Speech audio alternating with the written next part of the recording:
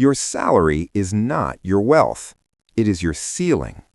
And every raise you have ever gotten, every single one, has been quietly used against you. Here is how.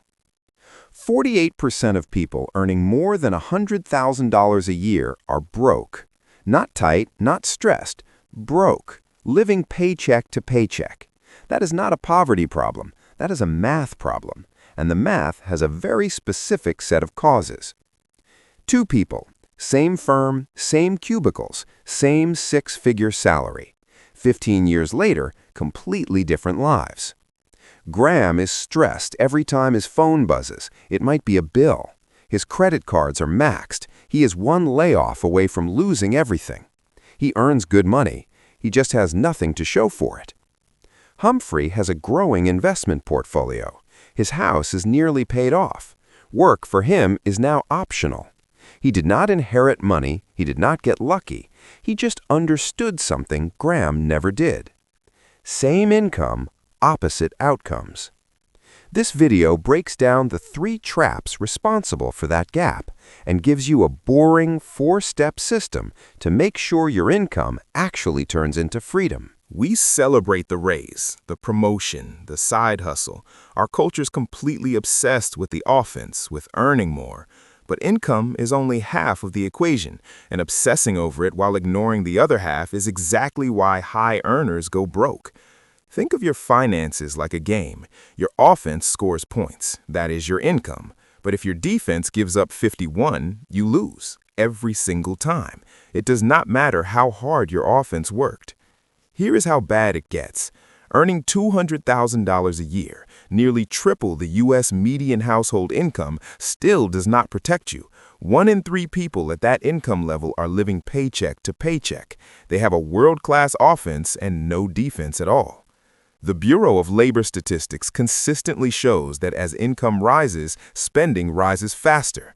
The average household earning $150,000 spends over 80% of its take-home pay. They earn more, they spend more, and the gap never closes. Real wealth is built on the things nobody wants to talk about at dinner: budgeting, planning, and habits so consistent they become invisible. $1 million salary cannot fix a broken defense. The math does not care how impressive your job title sounds. The fastest way to destroy your financial future is lifestyle inflation, and it is so socially acceptable that most people never even recognize it is happening. The Millionaire Next Door, one of the most rigorous wealth studies ever published, found the same pattern repeatedly across thousands of households. The people actually accumulating wealth live in modest neighborhoods and drive unremarkable cars. Meanwhile, the doctors and lawyers with the big houses are often the most financially fragile people in the room. They feel social pressure to live where their colleagues live, drive what their colleagues drive, and take the vacations their colleagues post about. It costs them everything. Think about something small. A $6 latte every morning is $180 a month, $2,160 a year. That feels manageable until you run the opportunity cost. That same $2,160 invested annually at a 10% average return over 30 years becomes $388,000. That is the actual price of the habit, not the coffee, the compounding you gave up for it. Now scale that logic to a car payment. The average new car payment in America is $735 a month. If instead of financing a depreciating asset, you invested that same amount at 10% for 20 years, you would have $561,000. One car decision, over $500,000. Are you upgrading your car every time your salary goes up? Moving into a bigger apartment because you can afford the payment? That is the trap. You are trading future freedom for a more expensive present. Those are not the same trade, and one of them has a price you will not see until it is too late to fix it. Debt does not just cost money, it costs time, and time is the only asset you can never earn back. Graham and Humphrey both earned $75,000. Graham carries $5,000 in credit card debt at 20% interest. To clear it in a year, he pays $500 a month. That money is gone. It buys him nothing except the privilege of owing nothing. He is treading water with a weight around his ankle. Humphrey has zero consumer debt. He takes that same $500 each month and puts it into the S&P 500 at a 10% average annual return. In 1 year, $6,000. Now here's the number that matters. If Humphrey never adds another dollar after that first year, if he simply leaves it alone for 30 years, that $6,000 compounds into over $104,000. Graham did not just lose $5,000, he lost the $100,000 that money could have become. That is not a metaphor, that is the actual calculation. The average American household carries $6,000 in credit card debt at a current average APR of around 22%. That is $1,320 a year in interest every single year, buying them absolutely nothing. No asset, no memory, no return. Just the cost of having spent money they did not yet have. This is doubly destructive with depreciating assets. If you are paying interest on something simultaneously losing value every single day, a car, a boat, consumer electronics on a payment plan, you are losing on both ends. The asset is worth less every morning you wake up, and you are paying a premium for the privilege of owning it. Zero consumer debt. That is the target. The only debt worth carrying long-term is a mortgage on a property that appreciates. Everything else is a tax on your future. Here is why this is so hard to fix, and why it is not entirely a discipline problem. In my 20s, I bought a $15 deli sandwich every single day, even though my office had free food.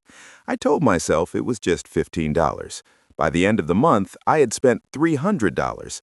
By the end of the year, $3,600, roughly half a fully funded Roth IRA contribution. I was not lazy, I just could not see the accumulation happening. That is not accidental. An MIT study used fMRI imaging to observe brain activity during purchases. When someone hands over physical cash, the brain registers both reward and pain. You literally see the money leave your hand. When someone swipes a card, the reward fires, but the pain signal is almost completely absent. The MIT researchers described credit cards as stepping on the gas while removing the brake. You were not undisciplined. You were using a financial tool specifically engineered to decouple the pleasure of buying from the pain of paying. A separate study found that people consistently underestimate their monthly spending by 20 to 40% when they do not track it. That means if you think you're spending $3,000 a month, you're probably spending $3,600 to $4,200. The gap between what you think is happening and what is actually happening is where wealth quietly disappears. If you're not tracking your expenses weekly, not monthly, weekly, you do not know where your money is going. And you cannot fix a leak you cannot see. Quick check before we move on. Inflated lifestyle, expensive debt, invisible spending. How many of those are running in your life right now? Start before you are ready. That is the single most important financial instruction in this entire video. Not invest more, not earn more. Start. Earlier than feels necessary. Here is the math that proves it. Humphrey invests $2,400 a year beginning at age 20. He does it consistently for exactly 10 years, then stops completely at 30. He never adds another dollar. Total contributed, $24,000. Graham waits until 30 to get serious about money.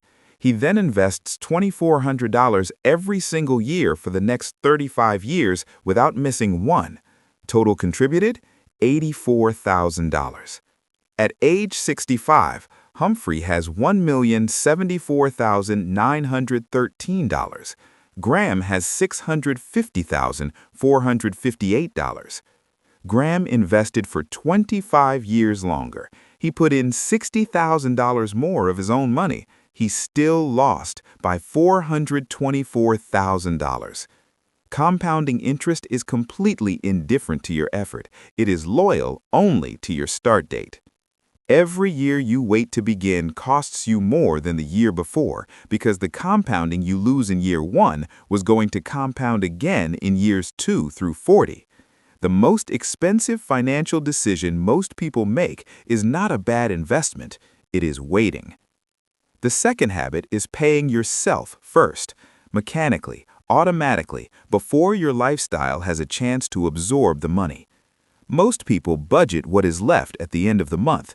Nothing is ever left. Their checking account resets to the same number every 2 weeks like clockwork, regardless of how much they earned.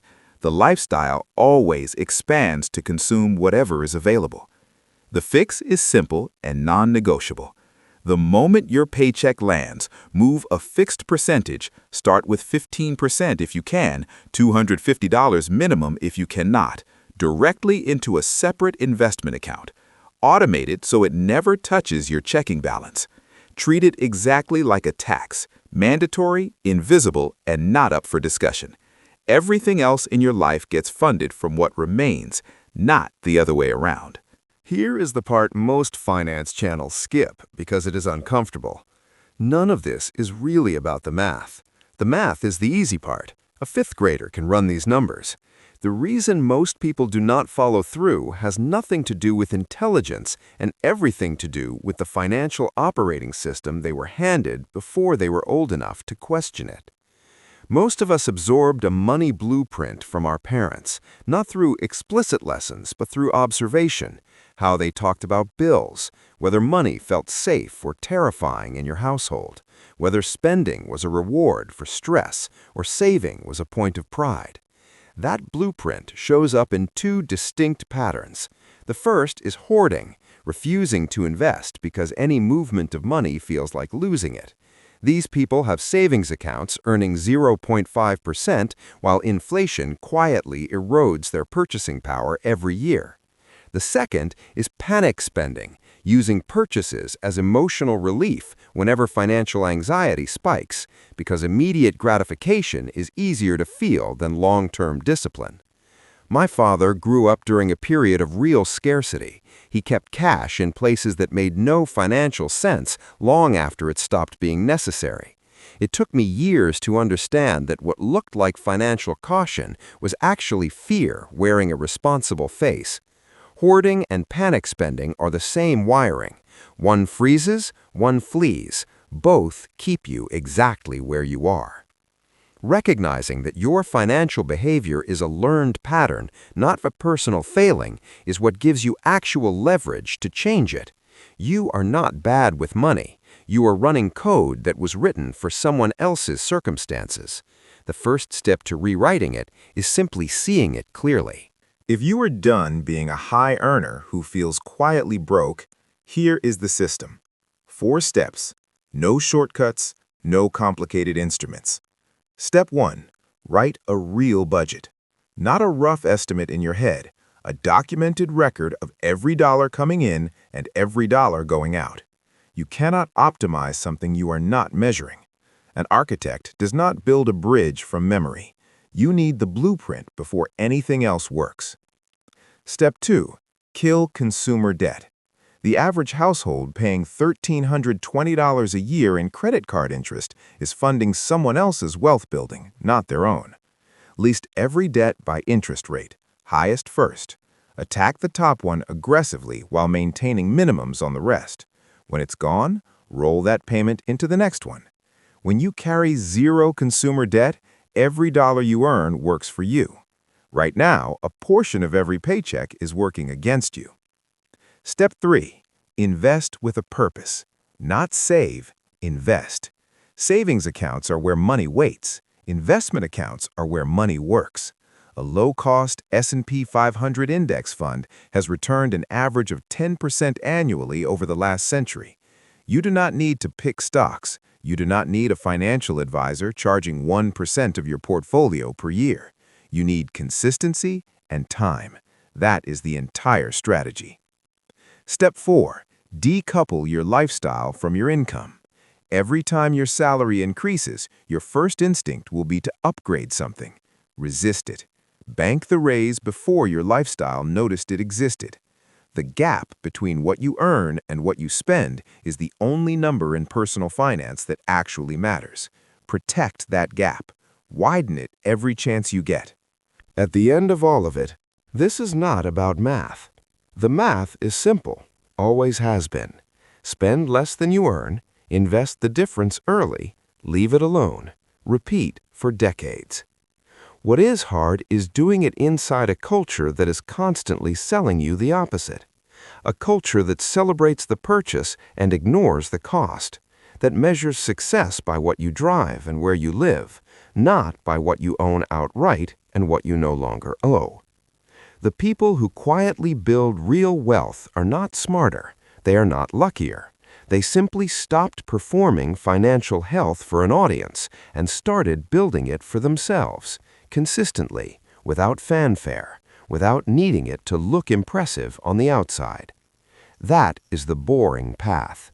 It is also the only one that actually works. If that is you, subscribe and like this video. It's free. Drop a comment telling me the one thing you're going to change about your money this week. Boring is underrated.